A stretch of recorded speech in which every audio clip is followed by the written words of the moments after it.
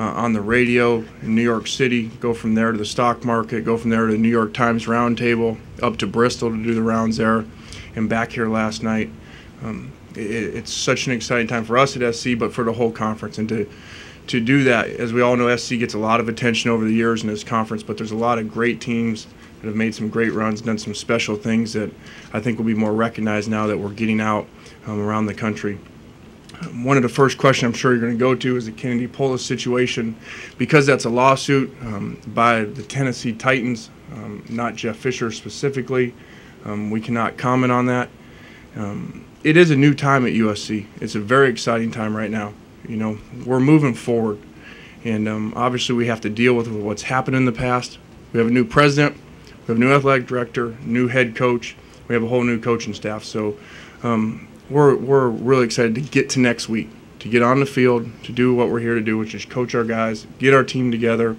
We have lost some guys in the meantime, but our frontline guys have stayed. You know, our numbers will be down. We're at 71 scholarship players instead of 85. So we have to be extremely smart, intelligent by the way that we practice, by the way that we handle our guys. And to get back on the field right now with everything that's been going on is the best time of year for us. And also, you know, I think about it this way. People expect USC to start crumbling right now with the sanctions and everything going on. And over the last couple weeks for all the Trojans to come back, Pat Hayden, J.K. McKay, Kennedy Pola, to come back in these times to help us continue the championship runs, I think speaks volumes of them all leaving very, very good jobs, but also speaks volumes of SC and the SC family. As we go to our schedule coming up, we do have a unique situation. We have a 13-game schedule. Most people only have a 12-game schedule. We do start in Hawaii. We're excited about that. We think the schedule is extremely competitive. As Mr. Simers pointed out to me this morning, we do end up right here in the Rose Bowl, which has always been our goal, is to end up in the Rose Bowl. And we'll be playing UCLA. So I thank him for that assistance this morning. As far as our personnel, starting with the quarterback, you know, I think you guys forget this. This guy just finished his freshman year in college. And for when all those sanctions come down, I go back to that day. And all the things that happened on that day, and I speak to the media, and then here comes Matt Barkley. Handles himself with great class, with great composure. I don't know many kids that could do that at that age. I think that carries over on the football field. I think that's why one of the reasons you'll see him have a great year. He's changed his body fat. I don't know if I'm supposed to talk about that with you, but his diet, and really has changed his whole body. So we look for him to be much quicker. He's made much better decisions in spring. Between him and Mitch in the 4 scrimmage, I think they threw 14 touchdowns and 1 interception, so I'm more excited about that. We hope that our front 7 on defense will kind of carry us through as we figure out our team early in the season. We think our defensive line is really unique, special. We think we have 7 guys that are legitimate big-time players. So with that, we'll open up questions. Down here in the front left. Dennis Dodd, CBSSports.com. Lane, with the 71 scholarships, where are your strengths at in terms of how many scholarships you have at positions and where are you weak at? Yeah, as I referred to, I feel good about our defensive line.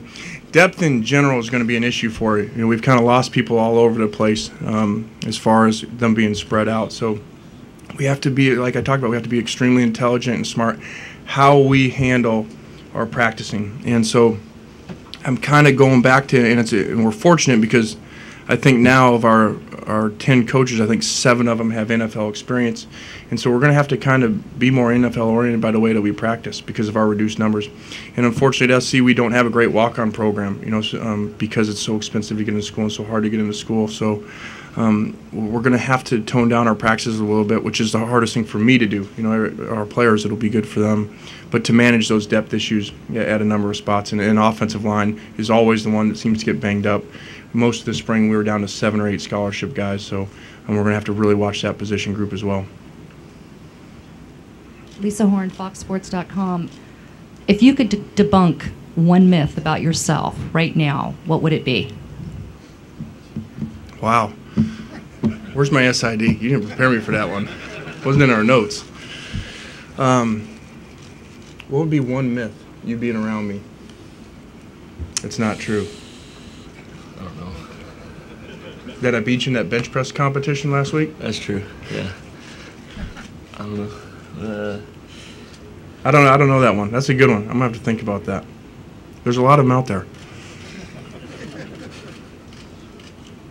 See right down here. Go ahead. Lane, in your wildest dreams, did you ever think that probation would be that strong when you came? Yeah, obviously we're in an appeal process, so we don't talk very much about it, but we did not, no one around our program, involved with our program, thought that they would be that severe, and it's why that we're in an appeal process. And that's really all that we can say about it.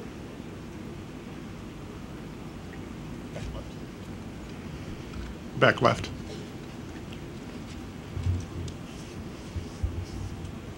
Yeah, man. Todd Millis at the Tacoma News Tribune.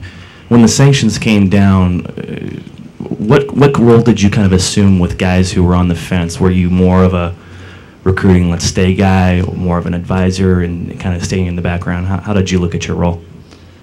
I saw it as kind of a recruiter in a sense for guys who were on the edge, and not as many guys were on the edge as you think. But there were guys who were thinking of leaving and guys who did leave. And I mean, obviously I did the best I could, but it was ultimately their decision. And I think a lot of factors went into it, more than just the sanctions, whether it was playing time, and sometimes this happens every year, you know. So I don't think you can pin it on one thing necessarily.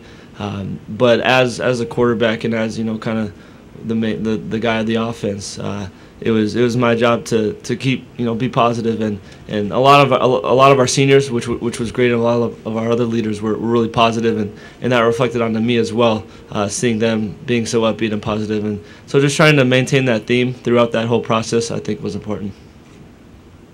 Over here to the right.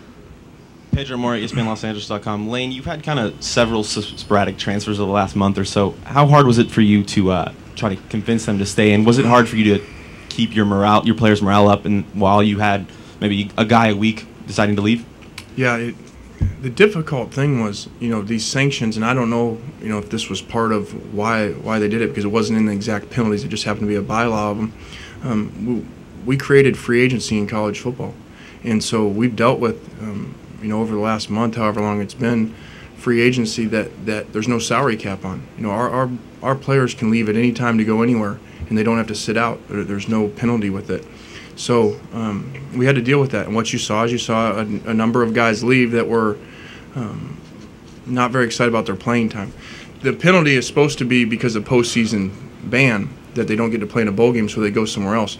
But every single kid that left, when I talked to them, they weren't leaving because they were going somewhere to play for a bowl game. They were leaving because they were being told, and they thought that they could go somewhere and get more reps and play more. So we had a number of kids talk about it.